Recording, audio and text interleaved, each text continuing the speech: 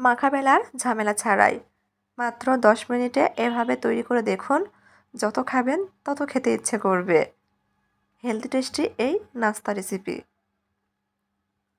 আসসালামু আলাইকুম, কেমন আছেন আপনারা সবাই? আশা করছি সবাই অনেক বেশি ভালো আছেন। সবাইকে আবারও একবার আমন্ত্রণ করছি সাদামাটা রান্নাঘর অ্যান্ড ব্লগসের আরেকটি নতুন ভিডিও দেখার জন্য। আজকে আমি আপনাদের মাঝে ইনস্ট্যান্ট হেলদি টেস্টি নাস্তা রেসিপি শেয়ার করছি। এখানে একটা বোল নিয়েছি, দিয়ে দিচ্ছি চায়ের কাপে মেপে 1 কাপ মতো আটা। যে কাপ দিয়ে মেপে আটা নিয়েছি সেই কাপ দিয়ে মেপে 1.5 কাপ মতো পানি দিয়ে দিচ্ছি। অবশ্যই এই পরিমাণটা ঠিক রাখবেন। যে বাটি বা কাপ দিয়ে আটা নেবেন সেই বাটি মেপেই 1.5 কাপ মতো বা 1.5 বাটি মতো পানি ব্যবহার করতে হবে। খুব ভালোভাবে নেড়েচেড়ে মিশিয়ে নিচ্ছি যাতে এর মধ্যে কোনো প্রকার দলা বা শক্ত ভাব না থাকে। স্মুথ ব্যাটার তৈরি করে নিচ্ছি। এখন দিয়ে দিচ্ছি স্বাদ মতো লবণ। আবারও নেড়েচেড়ে মিশিয়ে নিচ্ছি। ভালোভাবে মিশিয়ে নিয়েছি। একটা ডিম ভেঙে দিয়ে দিচ্ছি।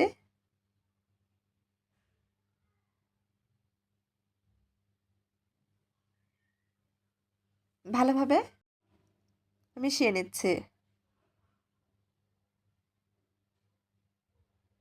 চাইলে কিন্তু ঝটপট 10 মিনিটেই এই নাস্তাগুলো তৈরি করে স্কুল অফিসের টিফিনও দিতে পারেন। সবাই কিন্তু অনেক মজা করে খেয়ে নেবে। বাচ্চারা তো অনেক পছন্দ করে। টিফিন বক্স খালি আসবেই।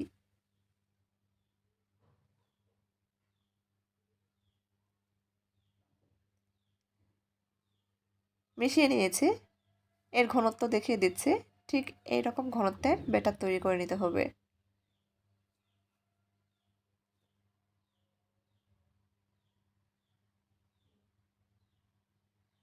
ব্যাটার তৈরি করে নিয়েছি, সাইডে রেখে দিচ্ছি। এদিকে ছোট আরেকটা বাটি নিয়েছি। বাটির মধ্যে 2টা ডিম ভেঙে দিয়ে দিচ্ছি। স্বাদ মতো লবণ আর সামান্য পরিমাণ গোলমরিচ গুঁড়া দিয়ে দিচ্ছি। ডিমটা খুব ভালোভাবে ফেটিয়ে নিব। ভিডিওর মধ্যে কথাবার্তায় যদি কোনো ভুল হয়ে থাকে প্লিজ সবাই মানিয়ে নেবেন। ক্ষমা সুন্দর দৃষ্টিতে দেখবেন। ডিম ভালোভাবে ফেটিয়ে নিয়েছি। চুলার উপর ফ্রাই প্যান বসিয়ে দিয়েছি। দিয়ে দিব 1/2 চামচের চেয়েও কম পরিমাণ তেল। তেল গরম হয়ে গেলে আমি পুরো ডিমের মিশ্রণ দিয়ে দিচ্ছি। খুন্তি দিয়ে ডিম ভেঙে স্ক্রাম্বল করে নিব। 1 মিনিট মতো ডিমটা ভেজে নিচ্ছি। আমি আজকে একেবারে তেল মশলা ছাড়াই কিন্তু এই নাস্তাটি আপনাদের মাঝে শেয়ার করছি। সবসময় তেল মশলাযুক্ত খাবার না খেয়ে এভাবে তেল মশলা ছাড়া হেলদি টেস্টি নাস্তা তৈরি করে দেখতে পারেন। আশা করছি পরিবারের সবার অনেক পছন্দ হবে। ডিম ভেজে নিয়েছি। একটা প্লেটে উঠিয়ে নিচ্ছি। ঠান্ডা করে নিয়েছি।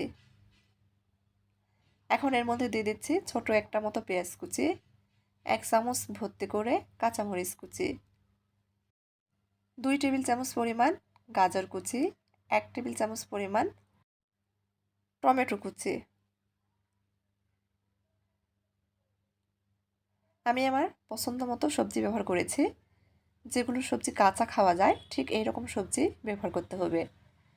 দিয়ে দিচ্ছি স্বাদ মতো লবণ, 1/2 চামচ পরিমাণ চাট মশলা, বেশ কিছুটা ধনিয়া পাতা কুচি, 1 টেবিল চামচ পরিমাণ টমেটো সস। খুব ভালোভাবে নেড়েচেড়ে মিশিয়ে নিলেই কিন্তু নাস্তার ভিতরে পুর একদম তৈরি। আর কোনো বাড়তি মশলা মেশানোর কোনো প্রয়োজন নেই। ভালোভাবে মিশিয়ে নিয়েছি। নাস্তার ভিতরের পুর একদম তৈরি। সাইডে রেখে দিচ্ছি। এদিকে আমরা যে ব্যাটার তৈরি করে রেখেছিলাম আবারও একটু মিশিয়ে নিচ্ছি। ব্যাটারটা যত ভালো তৈরি হবে নাস্তাগুলো ঠিক ততটাই পারফেক্ট হবে। চুলার উপর আবারও ফ্রাই প্যান বসিয়ে দিয়েছি। সামান্য পরিমাণ তেল দিচ্ছি। পুরো ফ্রাই প্যানে তেল ব্রাশ করে নিয়েছি। 1.5 হাতা মতো ব্যাটার ফ্রাই প্যানে দিয়ে দিচ্ছি। ফ্রাই প্যানের হাতল ধরে ঘুরিয়ে ঘুরিয়ে নাস্তার শেপ দিয়ে নিচ্ছে। কিছুক্ষণের মধ্যে দেখা যাবে নাস্তাটা নিচে থেকে উঠিয়ে আসছে চারপাশ থেকে। এই পর্যায়ে আমি উপর থেকে একটু তেল ব্রাশ করে দিয়েছি। এর থেকে বেশি তেল দেওয়ার প্রয়োজন নেই। উল্টিয়ে দিব যাতে এই পাশও খুব ভালোভাবে ভাজা হয়। এই পাশে একটু তেল ব্রাশ করে নিচ্ছি। মাঝখানে তৈরি করে রাখা ডিম সবজির পুর দিয়ে দিচ্ছি। এক পাশ থেকে উঠিয়ে নিচ্ছি। মোগলাই পরোটার মতো করে নাস্তাগুলোর শেপ দিয়ে নিব।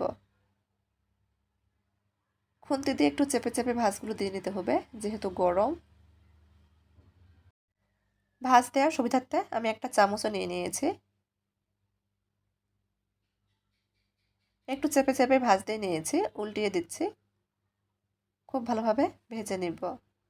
চুলার আঁচ কিন্তু কমিয়ে রেখেই এই নাস্তাগুলো তৈরি করে নিতে হবে।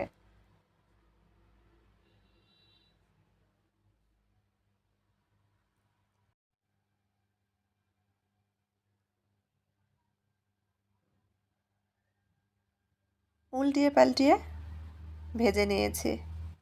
সবগুলো একইভাবেই ভেজে নিয়েছি। পরিবেশন করে নিয়েছি।